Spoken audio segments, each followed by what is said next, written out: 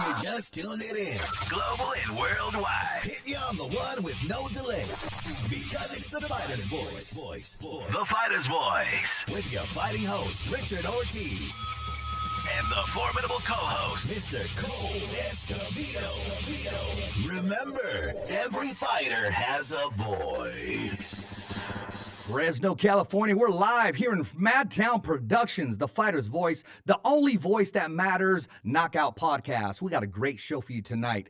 In studio, well, I want to say in studio, on the line in studio, we have the one, the only Mr. Luca Cattell. He's in charge of ITR Boxing. He's the owner, the CEO, and he's the one who pushes everything so everybody can know.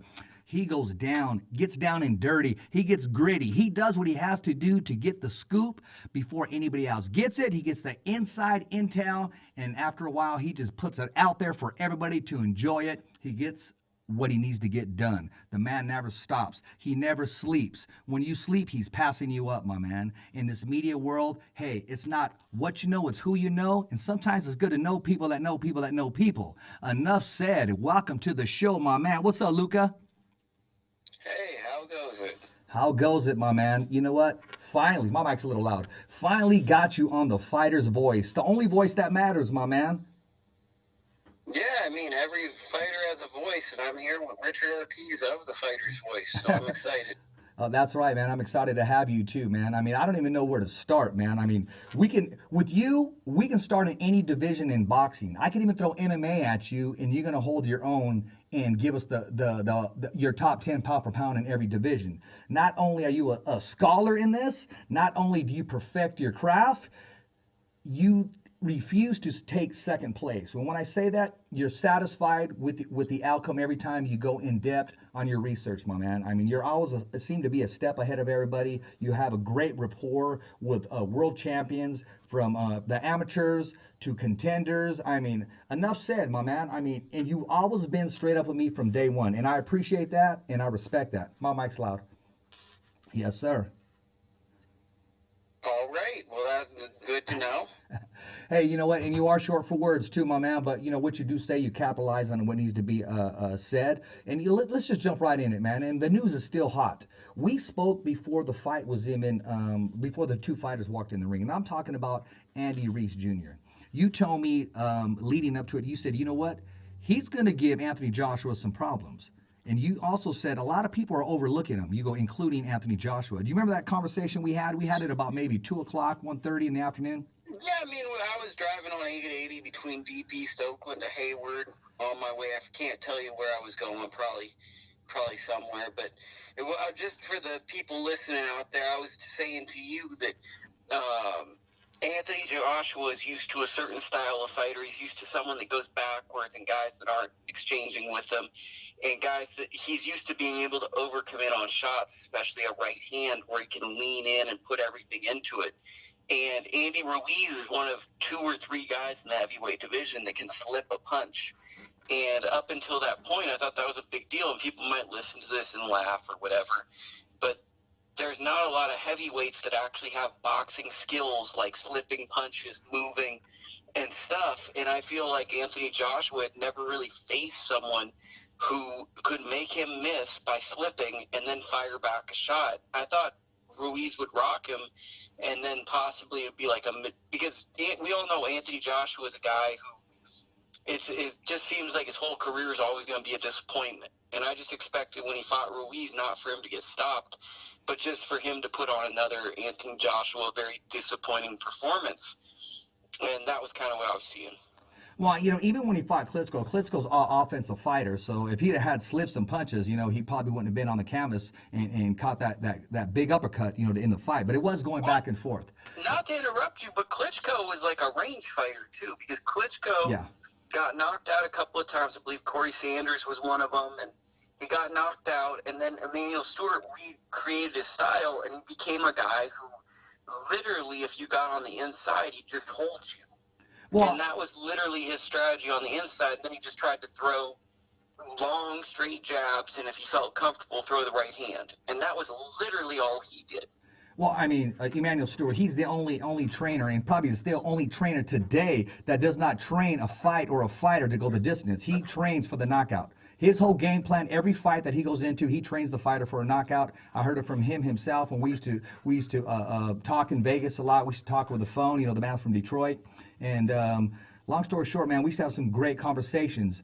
And he'll grab an attribute of a fighter and he'll put it on a plateau where you're able to even be stronger at your strong points. Instead of trying to be well-balanced everywhere, he's going to grab a strong point and make it work for you. So I just wanted to touch on that. And yeah, you're absolutely right. Not too many fighters slip punches as well as Andy Reese. I mean, he's very agile and very balanced. And let's remember, the man has a knockout power, and he showed it. And to touch back on our conversation, you gave Andy Reese more than a chance when everybody else was overlooking him. And just for the record, we had that conversation. And on the Fighter's Voice, we called him the next heavyweight champion of the world. I just wanted to throw that out there so people do know that we're not on any bandwagon. We're on the wagon that we called before it even happened. I mean, we call things if they're not as if they are. Yeah, I mean, it's with Andy. It's I mean, I wouldn't say, like, obviously with Joshua, he has knockout power. He has knockout power, but Yeah. The equation he's going to be tough for people is with Joshua and Wilder. These are guys who are just used to getting by on power, and they have a lot of flaws. And Wilder's always stood out to me as the better one because he's much more unorthodox, and he seems like a better athlete in terms to getting from A to B faster. And those two guys, I think, are going to have trouble with Andy Ruiz. Where a guy like Tyson Fury, I think Andy Ruiz just literally can't beat a guy like Tyson Fury because it's just a stylistic matchup. Kind of not the same subjects, but kind of like the same way Jermell Charlo, if he were to fight Tony Harris again after this great performance on Sunday, I think his performance against Tony Harrison are always going to be boring because Tony's a counterpuncher and Jermell Charlo's a counterpuncher. And they're always going to give each other tough fights. I think Tyson Fury would just outbox Andy Ruiz probably most times just based on physical dimensions. Well, I mean, I will say this. Tyson Fury has been overlooked, and you got to remember, Tyson Fury is real, and he is here to stay.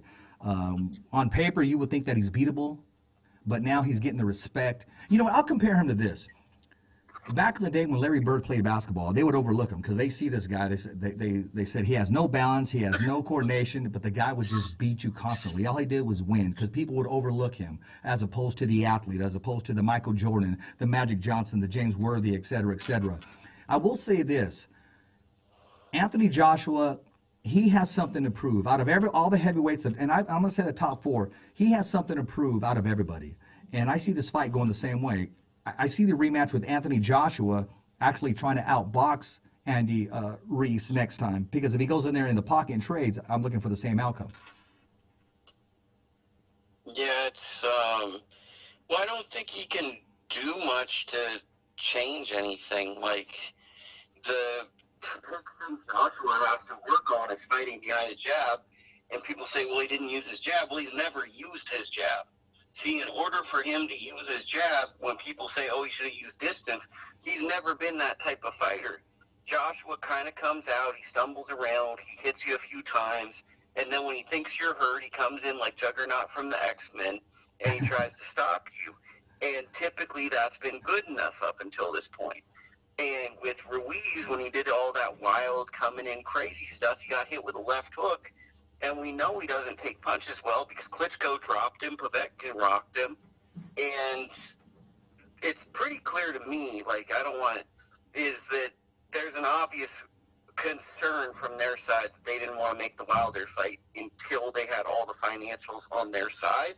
Because I don't think anyone now, after Ruiz stopped Joshua, thinks Wilder won't stop him.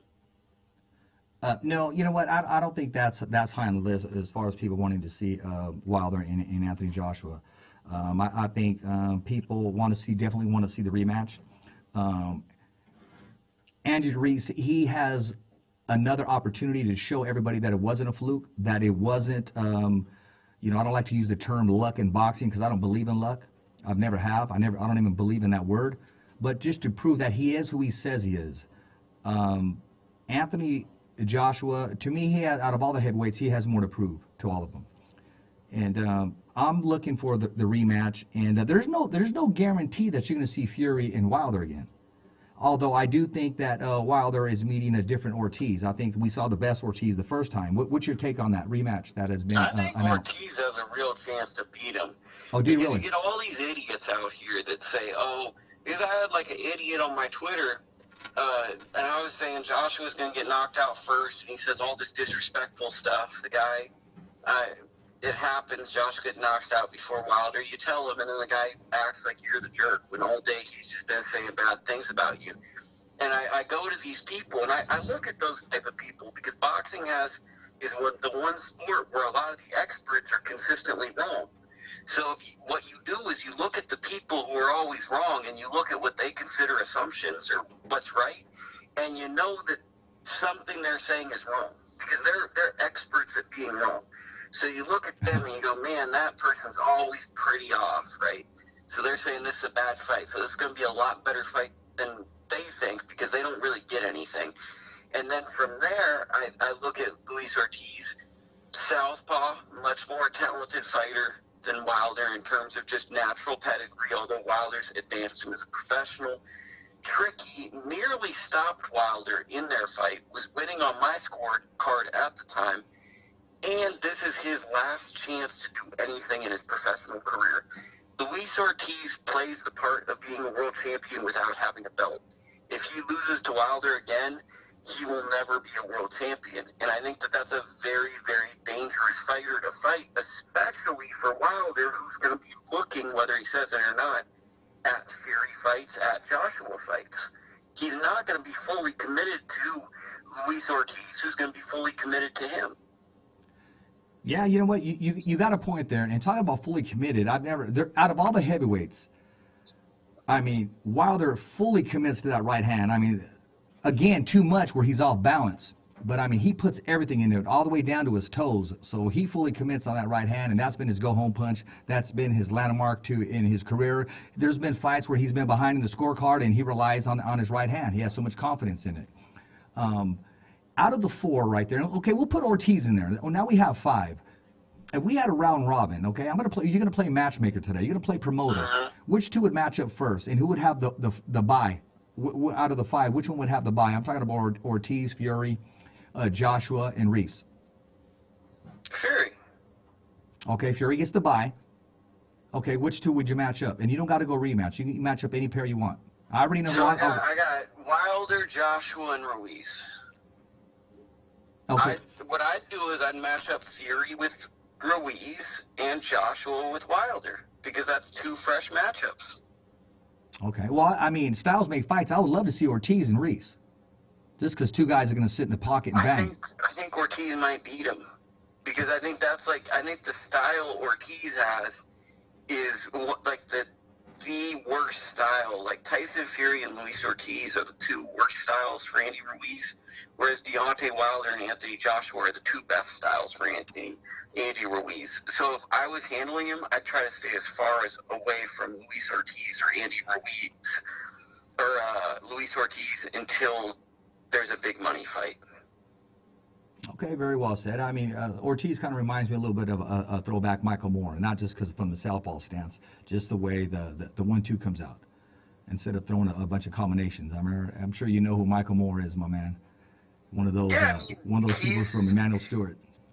He's just kind of like Luis Ortiz is just a fighter you see through generations, where it's like they're pretty darn good, but they can't quite get to be great. And almost like a Burt Cooper. I mean, they're exactly like Burt Cooper, like Michael. There's never an endless supply of these guys who they're almost there. Like, I'll throw out another name, Landy Lara. Like, he's almost there, you know. There's just like something missing, you know. But people get mad at me when I say Landy Lara is probably the most decorated Cuban pro boxer ever.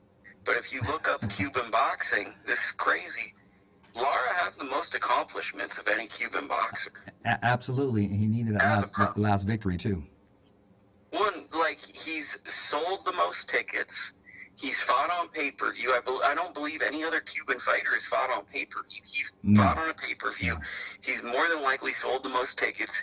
He's held multiple world titles. I hate to say it, but it's a business and it's a sport, and that matters when you look at who's the greatest of the fighter. We don't just... I once sat at my buddy's house once, and he was playing me this video of a guy playing guitar. Okay. A big old fat guy. And he was saying, this guy's the best guitarist in the world. And I go, well, where's he playing? He said he's playing in a dive bar and most people aren't listening. And even if you're the best guitarist, I'm not going to rank you as the best guitarist if you're playing TGI Fridays at Tuesday night in a room that's not paying attention.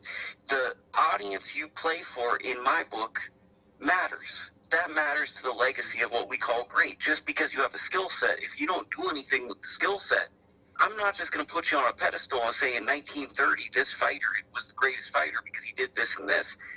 I'm going to take into account the entertainment value. Well, yeah, I mean, I wouldn't go the 1930 because it was, I mean, any kind of entertainment was entertainment. But I get your point right now, man. But hey, you know, we're going to take a commercial break. Don't go anywhere. We're going to be coming right back. Hey, ladies and gentlemen, we are going to be coming right back with Luca right now, and we're going to take a commercial break. Richard Ortiz, the fighter's voice, the only voice that matters. Hey, stay tuned. I hope you enjoy this commercial. I'm Bob Arum, and I'm with the fighter's voice. My name is Andre Ward. Knocking out the competition. Fighter's voice! The fighter's voice.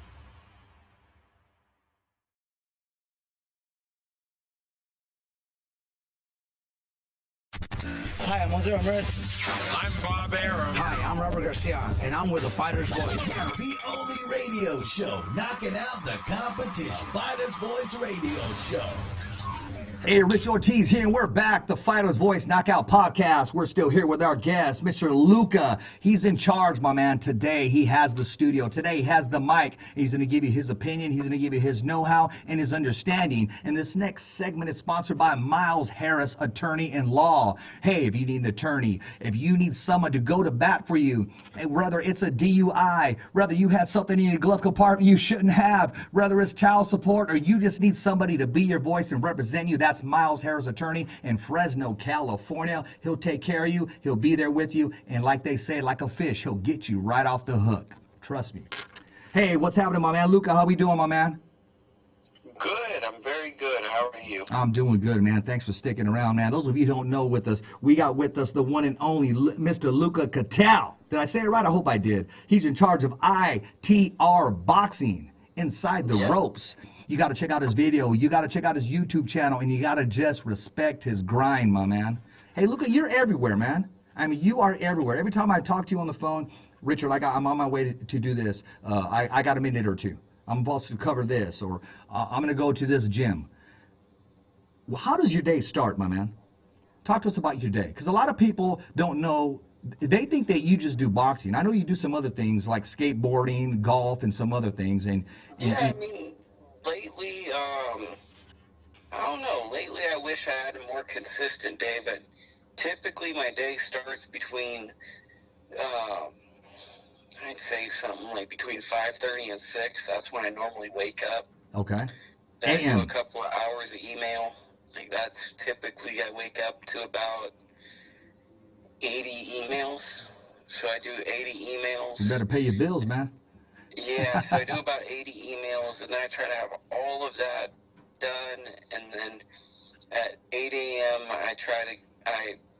wherever I'm going for the day and whatever field I'm going to be in by 8 to 9, I like to be scheduled, have that going. Typically, I'm in traffic for at least an hour to show up to where I'm going to do, and then it depends on if I'm doing something based on more work-related or more into the boxing field, and then I just kind of go from there, because obviously if you're doing an entrepreneurial business endeavor, those are a lot more risky in the sense where you have to kind of scheme out what's going to be the overhead, and by that I mean the allocation towards it, and then you try to look at the funds and the way to turn a profit so you can be able to pay bills. So when you go entrepreneurial, just in terms of businesses, you have to think about time served, whereas when it's boxing, typically someone calls you up, says, hey, we'd like to have you come in, this is the set fee, so forth and so on. Yeah. And on those days where that's set up,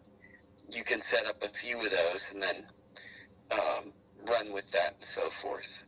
You know what? I'm going to throw some names at you, man, and I want your take on them. Even if we got to go to commercial, because we got a couple commercials that we got to go to, but nevertheless, I want your take on all the Valley guys. I want to do a segment on where are they now. I mean, I'm talking about the Smoking Joe Louis Lopez, the Kilo the Kid Madera, the Daniel Valdivias, the Brian Luas, and I'm talking about some kids with the exception of Kilo that have not really been active. Let's start with Daniel Valdivia. What's your take on Daniel Valdivia at this point of his career and where he started from? I mean, I think he's in a tough situation. I think he's a solid fighter. I think he'd be a fighter where he'd be best suited to maybe fight on regional shows if he wants to continue. See, what people got to remember is he's accomplished a lot. You know, he's fought in his hometown of Tulare. He's fought near there at Tachi Palace. He's accomplished a lot. He's fought on TV, on the Contender. We got to first and foremost figure out if he wants to continue boxing, because he's accomplished a lot through boxing. Not everybody gets to go undefeated. Not everybody gets to be a world champion, but he has done a lot of stuff. And if he wanted to continue, fight locally, and then if he can get his record up, which I believe he could if he fought locally, I'm sure with the name he has and the support behind him, he could get a fight against a very tough opponent where he'd probably be coming in the wrong corner, but it would be what we call an opportunity. And at this point, I think that's what's left for him. Very well said, man. Actually, you know, some people were asking about Daniel Valdivia, and, you know, I attempted to reach out, but I didn't get the response that I like to get, so I can try to invite him to the show and hear it from himself.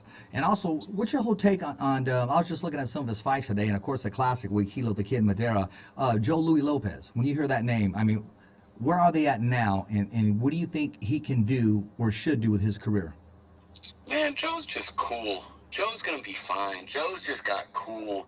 He's got, like, cool swag. Yeah, he does. He just knows how to be cool. Like, he knows he's cool. cool. Sayings, and, like, he's just, like, a cool guy. I feel like boxing for Joe, he's good at boxing, but it was a way to maybe help him go on to his next endeavor in life. Like, it helped create some structure, and it helped give him some great stories. And he strikes me as, like, a really cool coach, whether it's football or boxing. He's going to be, like, the cool coach that could relate to kids who are probably, like, getting in trouble in school a lot. And he's the guy that could actually, like, change someone's life.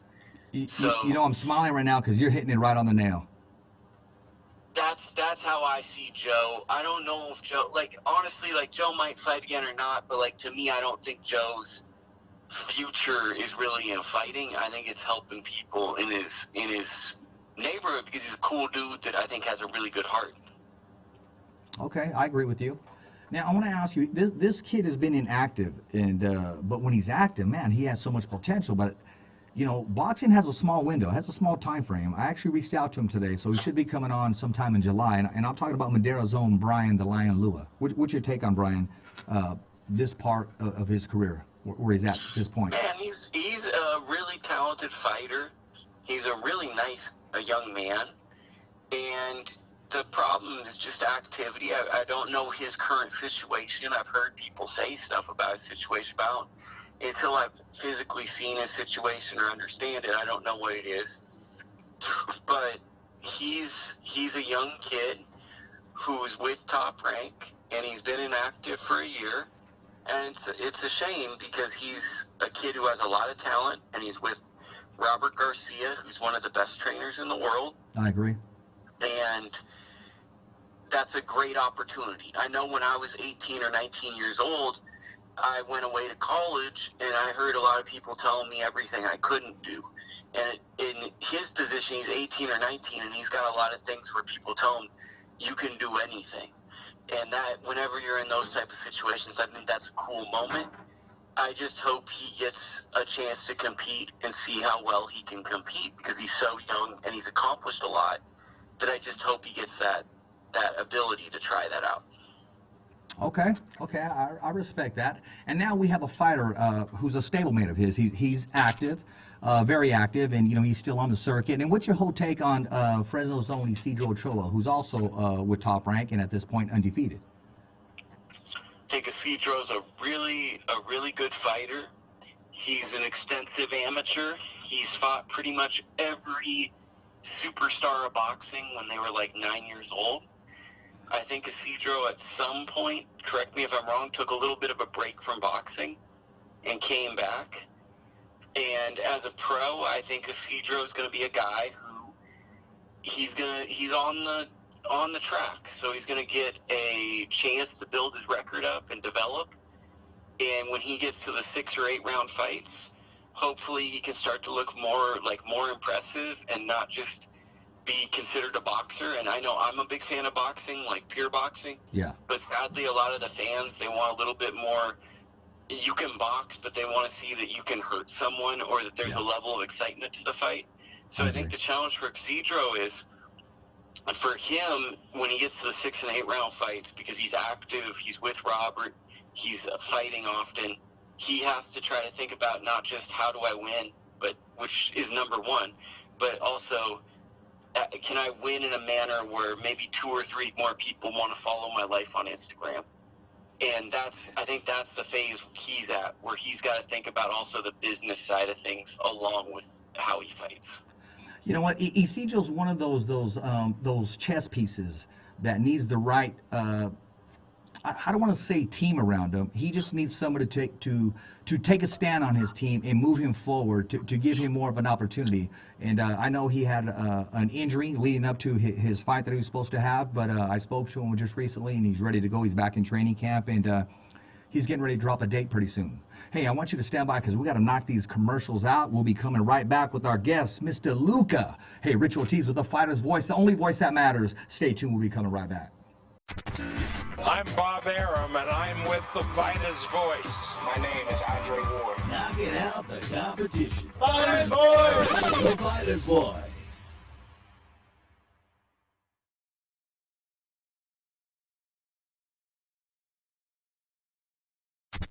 Hi, I'm Ramirez. I'm Bob Arum. Hi, I'm Robert Garcia, and I'm with the Fighter's Voice. The only radio show knocking out the competition. Fighter's Voice Radio Show. Hey, Rich Ortiz with the Fighter's Voice, the only voice knockout podcast. Hey, if you just joined us right here in studio, on the phone, in person. I know he's hiding in the next room and he's probably on the phone. Mr. Luca from ITR Boxing. Hey, if you haven't subscribed to him, make sure you subscribe to Inside the Ropes. I mean, this guy is really inside the ropes. When he goes inside the ropes, he goes through dimensions. He's right there with the fighter. He's damn near putting the mouthpiece in the fighter. And he has a very close relationship with a lot of these fighters, and they respect his work, and they also respect his grind. And guys, are you ready for this, Luca? Are you ready for this? Okay, check it out. I want to thank our sponsor right here. And it's right here, look everybody, Snickers Candy Bar right here. The official candy bar of the Fighter's Voice. That's hashtag Snickers, at Andy Reese Jr. Hey, Snickers Candy Bar. It'll plug your career to higher levels, and you may just walk away with 3 belts around your waist. It worked for Andy Reese Jr., and it's the official candy bar of the Fighter's Voice. Hey, do you like Snickers, Lukey? I'm not a big candy person, but for the sake of this segment, I'll say yes. Okay, man, because I'm going to send you one right now, man. I'm going to send you one right now. Look, you got to go after things in life. You know dang well, just as I do, you know, and I keep saying this over and over again. Call things as if they're not, as if they are. Claim it, give it life, and, you know, be grateful for it, especially when God blesses you with it. And you have a very intel when it comes to boxing. You don't just talk about the edge. You don't just talk about the outside. You get inside, you get in-depth. And a lot of times I'll go to you. I'll give you a call. And we'll pick each other's brain. And a lot of times you're always giving me positive feedback, and I appreciate and respect that. That's why I respect your take on a lot of these fighters. I'm going to mention some more names here. We got a couple more Valley fighters. And you've been on the mark so far. The last one we had was Isidro Ochoa. And I want to talk about, there's another Fresno fighter who is also on the contender. And no, he's not with Top Rank. He's with PVC. I mean, and the man has high skill set, and I believe he's going to be fighting in Minnesota pretty soon. And I'm talking about Marcos Madman Hernandez. What's your whole take on Marky? Well, that's family. You know, I view little Marky like my little brother, man. That's like a nephew. You know, Look, Marcos Hernandez, Marky could be an undefeated fighter if he was moved differently. But see, the thing is, and this is what I respect about his manager, Pete Lopes, and I respect about Al Heyman, is the way the PBC works, and people, I don't know if people realize this from the outside looking in, they don't build you at a certain point. You get hard fights, and then if you win the hard fights, you become $1 million fighter. So his losses are to Davis. I'm getting old, so I forget the guy's name. Chiron shut it down, Davis, and he lost to Jason Rosario. The rematch? And those are two top 15, top 20 guys. And if this is the UFC, people would be like, "Whoa, this guy's." And this is what I think Al Heyman and the PBC are trying to do, is they're trying to make it okay to lose because they're trying to get the young fighters to fight each other. But I think if this was UFC, people go, Marky's one of these entertaining, super awesome fighters, and we should just tune in to see him because he's action, he brings it. But in boxing, we're so trained to look at the O and all that, that I think people are negative about his career. But I think that if he can put together a win in Minnesota and do some things, the middleweight division over at PBC, there's a ton of guys. So he can get in there. And, I mean, even if Daniel Valdivia were able to get into the PBC, I mean, you could throw those two together, or they could dance with a bunch. But there's options for him. What do you think his strengths are when he's in the ring? I think that he's a tremendous competitor. And I think that he at first may not have been a tremendous boxer per se, but he's always been a tremendous winner. And I look at his fight against Quintavious Cash as a big example of that, where he lost the first 2 rounds, and his coach Henry Ramirez helped him. But it was also like, I feel like he's so competitive, he didn't want to lose the fight. And he has an ability that not a lot of fighters have, where he seemingly either gets embarrassed or he just hates losing so much that he can kind of go into this cruise control format of avoiding a loss. You know what? I agree with you up to some point. I do want to say some things that, from what I know of him, I think his boxing IQ is through the roof. I mean, he's been taught. He sets traps. I like for him to sit down on his punches more. Beautiful left hook.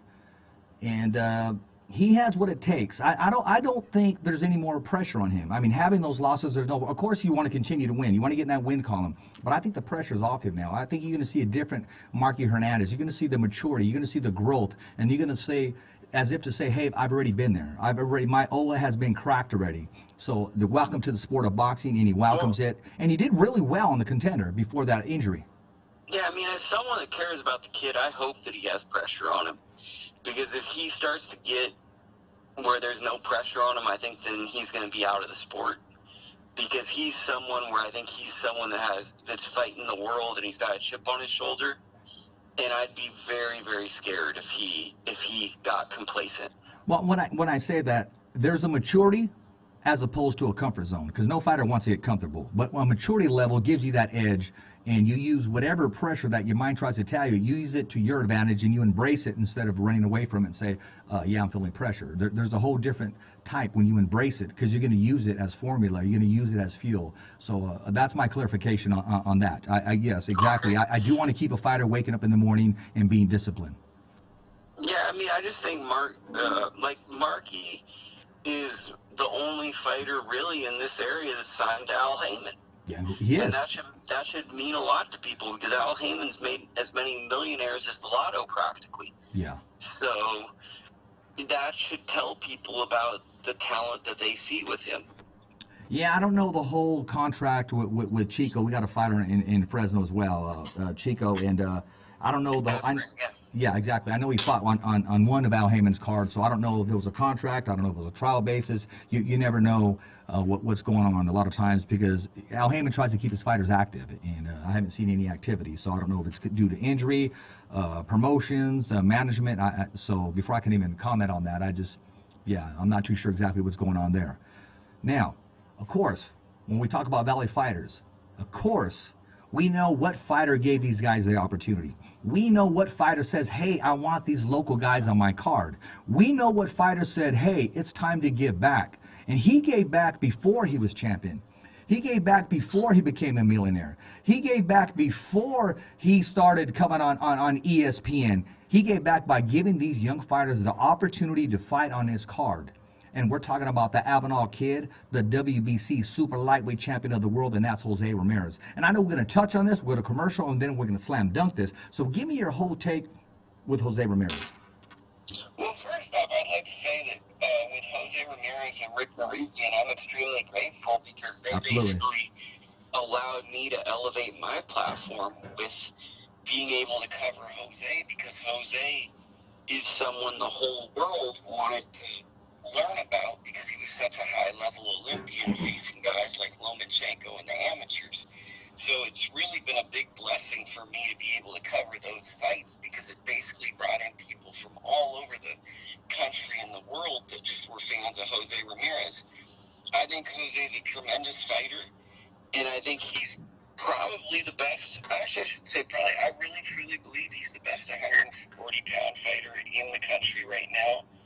That will be decided out. I don't think he has much longer of a career. I think he's probably got about like a 2 to 3, 4 more years.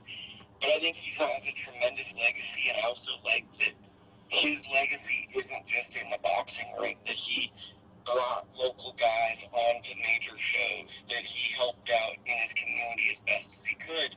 And I wish other world champions would take his lead and not just try to to show off and do things, but also try to look at young people who are not getting opportunities, whether they're fighters, whether it's people struggling with cancer. I know he just donated money to help that, and to think beyond themselves. I think that's an outstanding achievement and makes him a true world champion, both inside and outside the ring.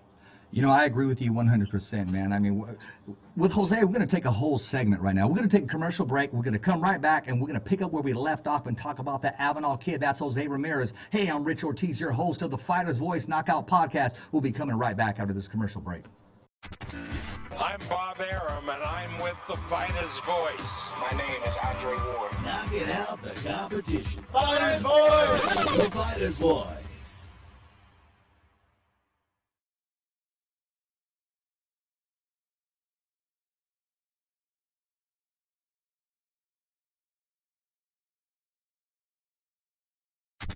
Hi, I'm Jose Ramirez. I'm Bob Arum. Hi, I'm Robert Garcia, and I'm with the Fighter's Voice. The only radio show knocking out the competition. Fighter's Voice Radio Show. Hey, welcome back, Fresno, California, the Fighter's Voice, the only voice that matters, Knockout Podcast. With us on the line, we have Luca from ITR Boxing. If you have not subscribed to his channel, I suggest you do so now. Tell a friend to tell a friend, because his show is hot, it's raw, it's real, and he gets right in depth. He has his own style, and at the end of the day, all fighters, he makes them smile.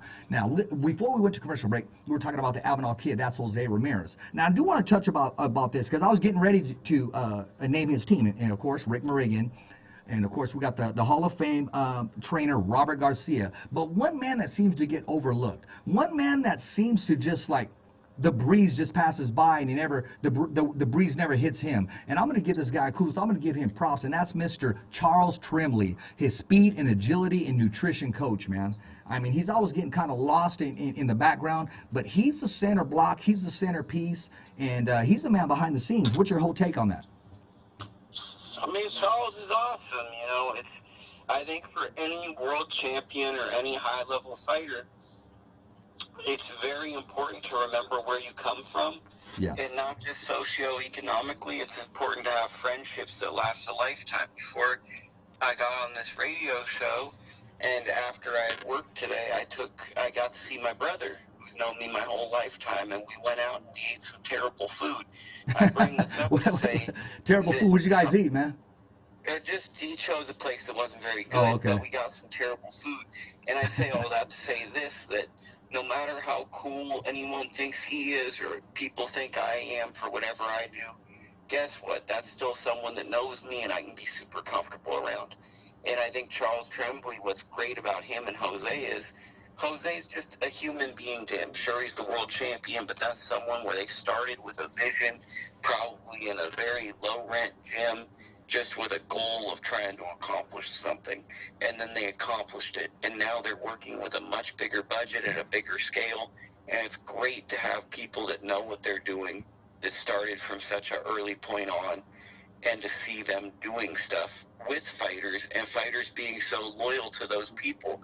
Tremendous to see. You know, you're absolutely right. And I'll tell you the whole story. I used to coach Charles Trimley's daughter. Our kids played travel soccer together. And I remember him calling me and says, Richard, there's this kid from Avenal. He's getting ready to be an Olympian. And he said, I guarantee you, because I'm working with him, he goes, I guarantee you this guy's going to be a world champion. I mean, he told me this before that McDonald's Cup came out. When that McDonald's Cup came out with Jose on it, my brother Larry said, Richard, this is going to be the next Oscar De La Hoya. And when you hear these things from people that you respect, it's just a matter of time, and then you see it come to pass. But I remember Charles, from day one, he said, look, I'm going to work on his speed. I'm going to work on his power. This kid is going to be a world champion. And he said it even before Jose was in the Olympics, man. When he started working with him, was getting ready to take off for the Olympics. And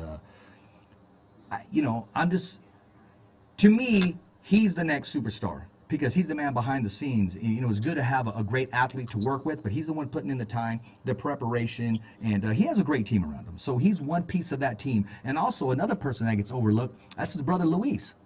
Luis handles Jose very well. Jose is comfortable with Luis. He goes to Luis for a lot of things. When Jose don't feel like answering the phone, he'll have Luis take care of it. And Luis has been more than a younger brother. He's almost been like an older brother in looking after his brother. So, you know, when you got a great team like that, you have great success, man. Just like the Fighter's Voice, we got a great team. We have a great videographers throughout California. We got great editors. We got a great cameraman. We have a great program, great co-host. And, you know, I wouldn't be sitting here doing what we're doing without this team. And my point is this. Every time I see you, Luca, you're always by yourself. Who does your team consist of? Me, Self, and I? Or do you have some people behind the scenes? I can list it, but I'll do a roll call. Okay. I got a good friend named, I call him Real Ray Sanchez. He's in Utah. I got Felix Garcia in Arizona, the co-owner of ITR Boxing. Then I have my podcast crew, which is Rob Palmer in LA. And Mark Luketic, who's also in the LA area, and my good buddy Martin Gallegos, the staff writer for the San Jose, or I guess it's the MLB for the Oakland A's. And then we also have supportive people in my life, from my mom to my friend Anthony Saladana, a.k.a. Stax, who works with Supreme Boxing. Nancy Rodriguez has always been very supportive of me. Frank Stea of Top Rank. A bunch of people have been very supportive, so even though they're not a part of my team, these are people who I can call up. Oh, and I forgot my friend Sunha Kim. He writes for RTR, but I think it's not just about if they're a part of the quote-unquote team. Are they people I can have a conversation and ask advice? Because I need people who are older and wiser than me that I can just ask for advice at times. You know, you put me in a bad spot, man. You gave the whole list of names. Okay, it's my turn now. I got KP, my man behind the camera. I got Shelly Hollis in Stockton. I got Mark Davis, photographer. I got Big Al Perez Jr. from Main Events Graphics. I got Scotty, who makes the logos that'll just make you pop. We got Raul Martinez, who's in Fresno/Stockton. And also, I don't want to forget, Escovedo, the co-host with the most. And this lady that we're going to invite to the show, I'm sure you know her as Carol the Cut Woman. We'll be bringing her here on Tuesdays. The woman knows her boxing, she knows her background, and she got a strong story to tell. And I will say this, because I'm going to come back to that right now. I hope I didn't leave anybody else. Oh, yeah, and also behind the scenes, we got Miss Sophia, who handles all the paperwork, all the trademarks, everything, the due dates and what have you. So if I don't start mentioning names like you did, I'm going to get some unhappy people, man, because I appreciate everybody that comes aboard. And also, yes, Bobby, my man at Mad Production Studios, man. I mean, the list can go on and on. Oh, yes, and Big Bill Coddington from Madera, California, always got my back, and he truly does. Now, being that said, I feel better now, Luca, because if I didn't start mentioning names either, you know the way it goes, almost like when you get an Academy Award or you want to thank somebody. I'm not saying we're doing all that, but still, it's always good to give props and kudos where it needs to be done. So, being that said, I do want to talk to you about Carol the Cut Woman. Okay. And no, when she came on this platform, and you know what? You know who called it? KP Bobby called it. And honestly, when guests come on this platform, their career blows up. It really does. I mean, I'm not saying we're the ones, but Christina Patra, when she came on here, she got promoted. And she said, see, Richard, when I came on your show, and even though she was joking, it is what it is. Andy Reese, we had fighters from 559 Fights coming to fight for the bout, and then they win. Everybody's been successful who's been on this show, this platform. We had rappers come on here, and all of a sudden, they get a record deal. All of a sudden, things are starting to move for them. Carol the Coat Woman, we've always known that she has a platform, and she is the voice of the people, not just the women, because she has a very special, strong story to tell. It's heartwarming at the same time, and at the same time, you respect it, because what she does inside and outside of the ring. You got to meet her someday, Luca. Yeah, I mean, she works the corners of Facebook, fights. But I've never physically met her. Oh, yeah. Well, and when you do, be careful, dude, because she'll drop a right hand on you. She will, dude. She don't hesitate, man. No, she will. So just take it like a man if you get punched by a chick. Did I come out right? Or you get punched by a woman. Take it like a man. Yes. Yeah, she'll chin check you, man. Not to put you on the spot. Hey, but Luca, tell us about the time that you were ring announcing, and that time you took it upon yourself to get inside the ring. I respect that. To be out of your comfort zone. I really don't like ring announcing because I don't say anyone's name right. Neither do I. It just wasn't like, I mean, I do it once a year. I'm going to do it again Awesome. in I believe September. Okay. I'm going to do the Dreamland Masters tournament in San Jose. Okay. And it's really just Jesse Huerta is just a great guy. He runs a great program at Dreamland Boxing Training Center. And really, they just invite me down there as kind of like a thank you. They view that I do a lot for the boxing community. So they want to get me in there as just kind of like, not a joke, but it's more like kind of a thank you. Would you come out? They get me a hotel room, and I think it's going to be a tradition for a while for me to do the ring announcing there. As for doing a little fist fight, my good friend Sean Sharkey owns a gym in Martinez, a great person, Box Talk Freddy. He has a website, Box Talk 101. Okay. And Dan, we had this organization called Feet First, which is basically helping troubled kids who don't really have a place to go, maybe after school, and life's tough, and they're dealing with different feelings, and they haven't been around for 30 or 40 years in life. They don't know how to work with those feelings.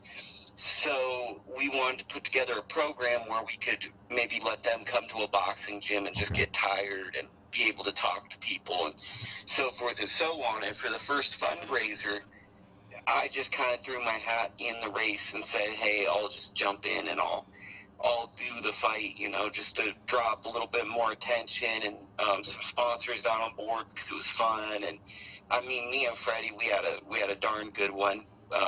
Tough guy. I mean, I'm not gonna lie, he hit me with some good shots. I believe I hit him with some good shots. Maybe I took too many and I don't realize I did. Yeah. So it was just a good one. My good close friend, LaRon Mitchell, a heavyweight signed to Thompson Boxing. He cornered me. Close friend, Shane Wheaton. He worked with me a few days, but really I mostly trained myself, but Shane helped me.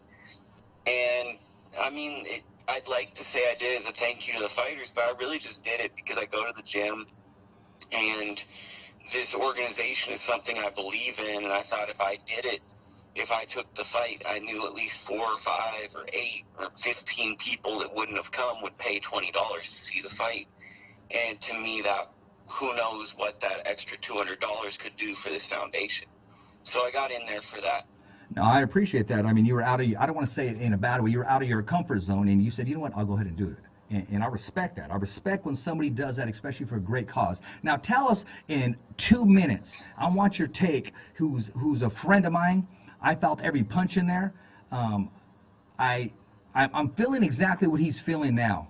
Not exactly the hurt. He feels a little bit of hurt, maybe some betrayal, some confusion, but nevertheless, man, I'm talking about a class act. I'm talking about a blue collar. I can't have a show without mentioning El Tiburon, Andy Vincent from San Jose, California.